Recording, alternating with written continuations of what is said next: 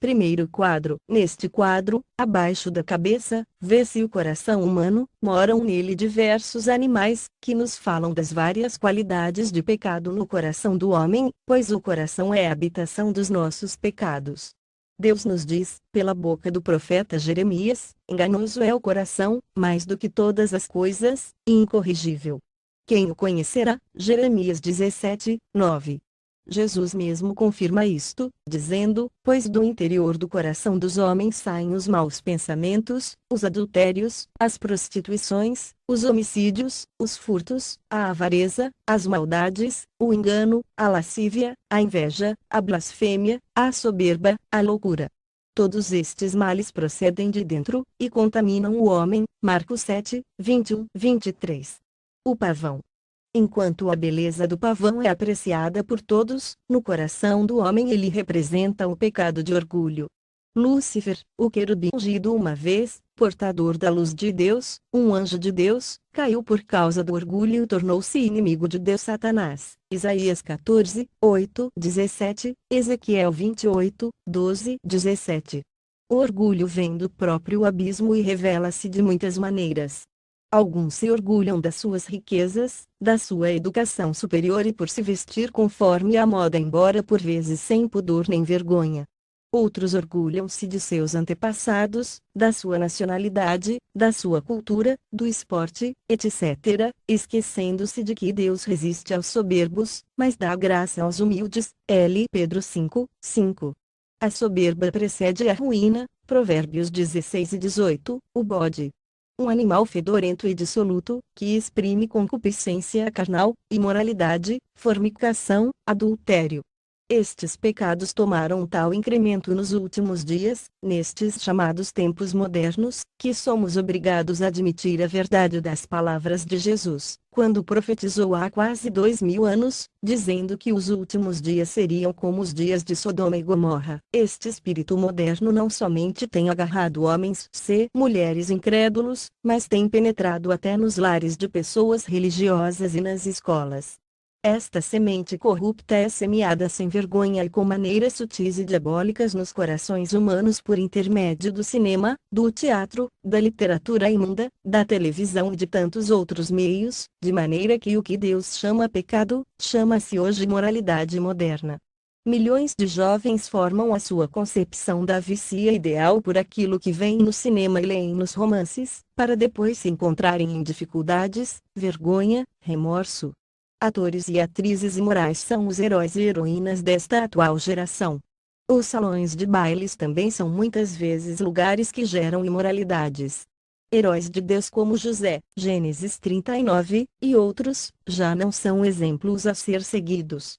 Deus avisa-nos que não devemos brincar com a fornicação, mas antes fugir dela. Fugir da prostituição. Todo pecado que o homem comete, é fora do corpo, mas o que se prostitui peca contra o seu próprio corpo. Ou não sabeis que o nosso corpo é santuário do Espírito Santo, que habita em vós, proveniente de Deus? Não sois de vós mesmos. L. Coríntios 6, 18, 19. Se alguém destruir o santuário de Deus, Deus o destruirá, pois o santuário de Deus, que sois vós, é sagrado. L. Coríntios 13, 17. O porco. O porco fala-nos do pecado da bebedeira e glutonaria. E um animal imundo, que devora tudo o que encontra, quer seja limpo ou sujo, e do mesmo modo o coração pecaminoso devora toda a sugestão imunda, tais como expressões feias, quadros imorais, ou literatura imoral. O corpo que foi criado para ser o santuário do Deus vivo, se profanado por comida imunda e hábitos pecaminosos, tal como fumar, mascar tabaco, ou uso de ópio ou outros narcóticos. O hábito de fumar tem se arraigado nos homens e nas mulheres como nunca. Só o poder de Deus pode libertar tais vítimas do tabaco, escravos de Satanás. Enquanto muitos religiosos não se atrevem a fumar nas igrejas, não têm contudo escrúpulos de estragar, com erva daninha do tabaco, aquilo que na verdade é o santuário de Deus, o nosso corpo. Quanto a isso, Paulo escreveu: se alguém destruir o santuário de Deus, Deus o destruirá, pois o santuário de Deus, que sois vós, é sagrado. L. Coríntios 13, 17. O comilão é também abominável aos olhos do Senhor. Comemos para viver, e não vivemos para comer. A fome satisfaz-se por comer boa comida, mas a concupiscência diz: mais, mais, mais. A concupiscência nunca se satisfaz.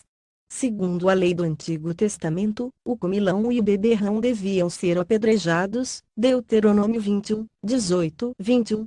Pois o beberrão e o comilão cairão em pobreza, e a sonolência cobrirá de trapos o homem, Provérbios 23 e 11. Mas o companheiro dos comilões envergonha seu pai, Provérbios 28, 7. Lembremo-nos do rico que era comilão, beberão, e que ao morrer levantou os olhos no inferno, onde se encontrava em tormentos indescritíveis. O prejuízo que as bebidas alcoólicas provocam não precisa ser explicado, tão conhecidos são os seus efeitos. Deus diz claramente na sua palavra que nenhum beberrão herdará o reino dos céus. Tanto aquele que produz quanto o que vende bebidas fortes é culpado perante Deus, pois o Senhor diz: ai dos que são poderosos para beber vinho, e valentes para misturar bebida forte, Isaías 5 e 22. Ai daquele que dá de beber ao seu companheiro, que lhe chega ao seu odre, e o embebecia, para ver a sua nudez. Abacuque 2 e 15. Harpas e liras, tamborins e flautas, e vinho há nos seus banquetes, mas não olham para a obra do Senhor, nem consideram a obra das suas mãos. Isaías 5 e 12. Não sabeis que os injustos não hão de herdar o reino de Deus? Não erreis, nem impuros, nem idolatras, nem adúlteros, nem efeminados, nem sodomitas, nem ladrões, nem avarentos, nem bêbados, nem maldizentes, nem roubadores herdarão o reino de Deus. L. Coríntios 6, 9, 10. As obras da carne são bem conhecidas, as quais são: prostituição, impureza, lascívia, idolatria, feitiçarias, inimizades, porfias, ciúmes, iras, pelejas, dissensões, facções, invejas, bebedices, orgias, coisas semelhantes a estas, acerca das quais vos declaro, como já antes vos preveni, que os que cometem tais coisas não herdarão o reino de Deus. Gálatas 5, 19, 21. E não vos embriagueis com vinho, em que há devassidão, mas enchei-vos do Espírito. Efésios 5 e 18. Jesus oferece o seguinte convite aos que têm sede: se alguém tem sede, venha a mim e beba. João 7, 37, 38. Vós todos os que tendes sede, vinde as águas, e os que não tendes dinheiro, vinde, comprai e comei. Sim, vinde e comprai, sem dinheiro e sem preço, o vinho e leite. Isaías 55, 1. Mas aquele que beber da água que eu lhe der nunca mais terá sede. Deveras, a água que eu lhe der se fará nele uma fonte de água que jorre para a vida eterna. João 4 e 14. A tartaruga fala-nos de preguiça e feitiçaria. O desejo do preguiçoso mata, porque as suas mãos recusam-se a trabalhar. Provérbios 21, 25, 26. Josué tinha que dizer ao povo de Israel: não sejais preguiçosos de possuir a terra. A natureza humana é muito preguiçosa e ociosa para adquirir as coisas de Deus. Jesus disse: esforçai-vos por entrar pela porta estreita. Lucas 13, 24. Diz também que quem procura encontra, desde os dias de João Batista até agora, faz-se violência ao reino dos céus, e pela força apoderam-se dele. Mateus 11, 12. Ser preguiçoso acerca da salvação, do bem-estar espiritual das nossas almas, conduz-nos à perdição. Impede-nos de orar, de penetrar as profundezas de Deus, de tomar posse das ricas promessas do Senhor, e conduz-nos à destruição. Quando Deus fala, encorajando-o a entregar-lhe hoje o seu coração, Satanás diz que você só deve fazer amanhã ou em outra ocasião mais oportuna, que infelizmente nunca chega, e você morrerá sem a salvação e sem Cristo. Deus diz: hoje se ouvirdes a sua voz, não endureçais os vossos corações, como no dia da tentação no deserto. Hebreus 3, 7, 8. Quantos têm perecido por adiar a salvação para um dia mais oportuno, que nunca chega? O dia de amanhã não nos pertence. A concha da tartaruga é muitas vezes usada pelos indígenas da África do Sul para a prática dos seus feitiços.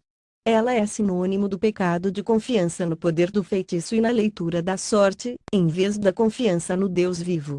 Especialmente nos tempos de tribulação e doença, adversidade e morte, somos convidados a clamar ao Deus vivo, que está pronto a nos ajudar, em vez de confiarmos na boa ou má sorte. Os passos do homem bom são confirmados pelo Senhor. Salmo 37, 23. Não levanteis a vossa fronte altiva, nem faleis com cerviz dura, porque nem do Oriente, nem do Ocidente, nem do deserto vem a exaltação.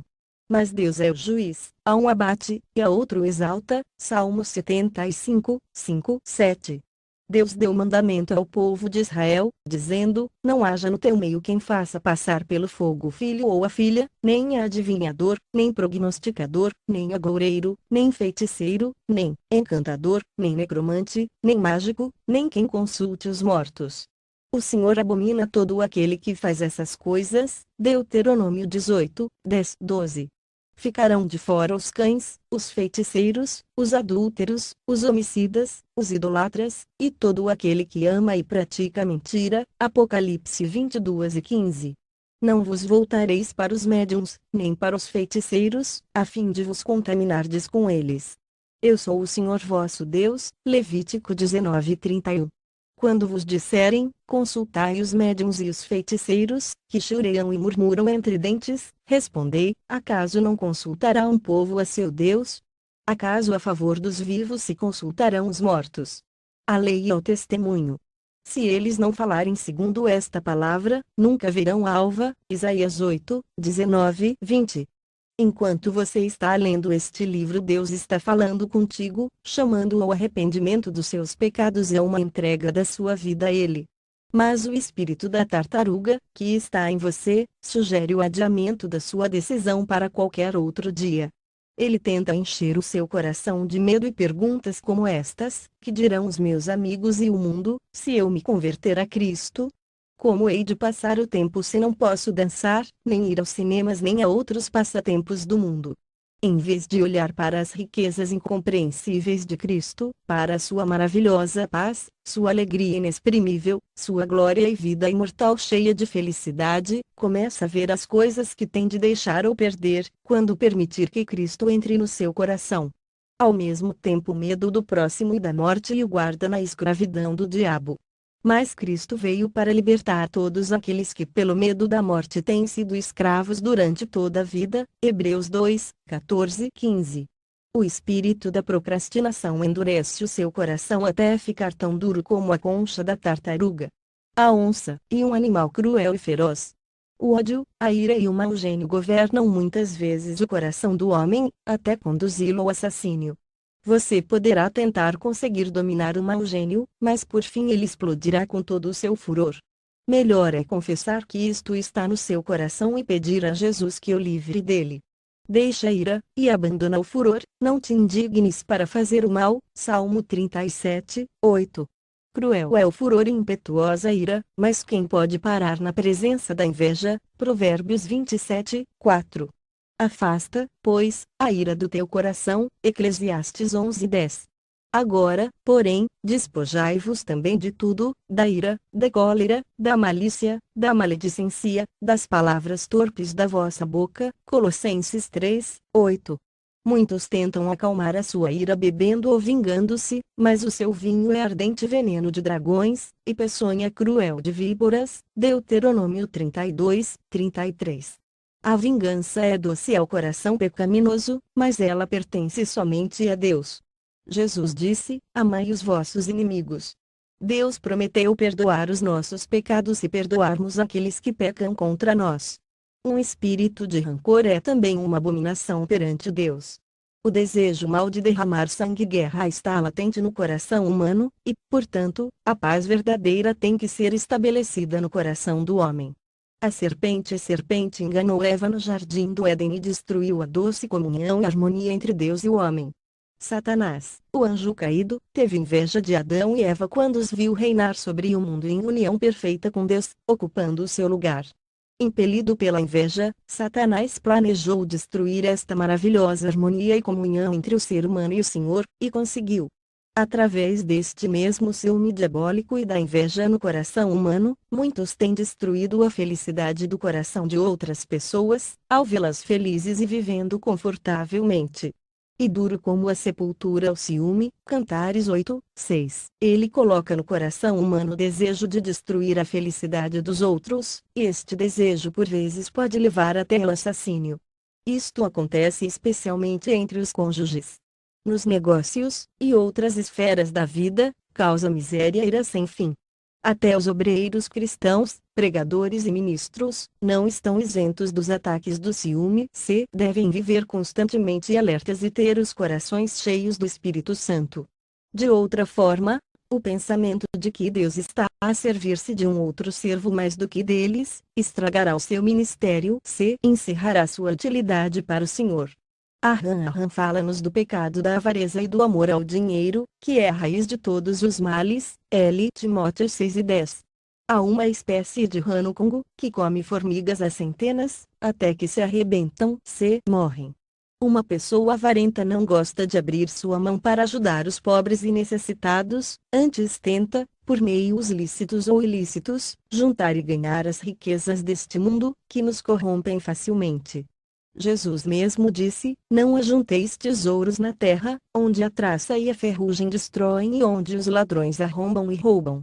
Mas ajuntai tesouros no céu, onde nem a traça nem a ferrugem destroem e onde os ladrões não arrombam nem roubam. Pois onde estiver o vosso tesouro, aí estará também o vosso coração. Mateus 6, 19, 21. Acã e sua casa pereceram porque, e amou o ouro, a prata, as pedras preciosas, e vestidos. Josué 7. Judas Iscariotes, o discípulo de Jesus, enforcou-se porque o amor ao dinheiro fez com que traísse o seu mestre e senhor. Não é o dinheiro que mal, mas sim o amor ao dinheiro que se esconde no coração humano. Milhares de homens e mulheres de todas as classes e raças estão destruindo as suas vidas e a de seus familiares pelo mau desejo de conseguir repentinamente grandes fortunas, talvez na loteria, nas corridas de cavalos, nas apostas de futebol, etc. O desejo de ser rico sem trabalhar conduz ao roubo e ao crime, por vezes, ao homicídio. O amor ao dinheiro e a avareza tem muitos amigos, tais como o amor à fama e ao poder, seja poder político para governar outros ou poder financeiro a fim de oprimir os pobres, seja poder religioso, que pretende ser mais zeloso por uma organização eclesiástica do que propriamente por Deus, condenando qualquer cristão que ousa seguir a Cristo sem se conformar a uma igreja em particular. Marcos 9:38. Jesus disse: acautelai-vos e guardai-vos da avareza, a vida de um homem não consiste na abundância dos bens que ele possui. Lucas 12:15. A história do rico insensato conta-se assim: o campo de um homem rico produziu com abundância. Então ele razoava consigo mesmo, dizendo: que farei? Não tenho onde recolher os meus frutos. E disse: farei isto, derrubarei os meus celeiros e edificarei outros maiores, e aí recolherei todo o meu produto e todos os meus bens. Então direi à minha alma: alma, tens em depósito muitos bens para muitos anos, descansa, come, bebe e folga. Mas Deus lhe disse: louco, esta noite te pedirão a tua alma. Então o que tens preparado, para quem será? Assim é aquele que para si ajunta tesouros e não é rico para com Deus. Lucas 12, 16, 21. Que aproveitaria o homem ganhar o mundo todo, e perder a sua alma. Marcos 8 e 36. Não estejais apreensivos pela vossa vida, sobre o que comereis, nem pelo corpo, sobre o que vestireis. Buscai antes o reino de Deus, todas estas coisas vos serão acrescentadas. Pois onde estiver o vosso tesouro, aí estará também o vosso coração. Lucas 12, 22, 34. Satanás, pai de todos os que praticam a mentira, é o instigador do pecado e é quem reina no coração do pecador. Jesus disse: vós pertenceis ao vosso pai, o diabo, e quereis executar o desejo dele.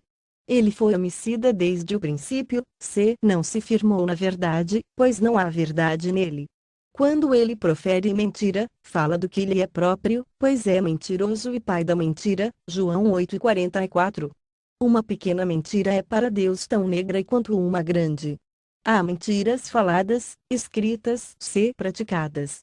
Um hipócrita é um mentiroso, porque pretende ser o que, na realidade, não é.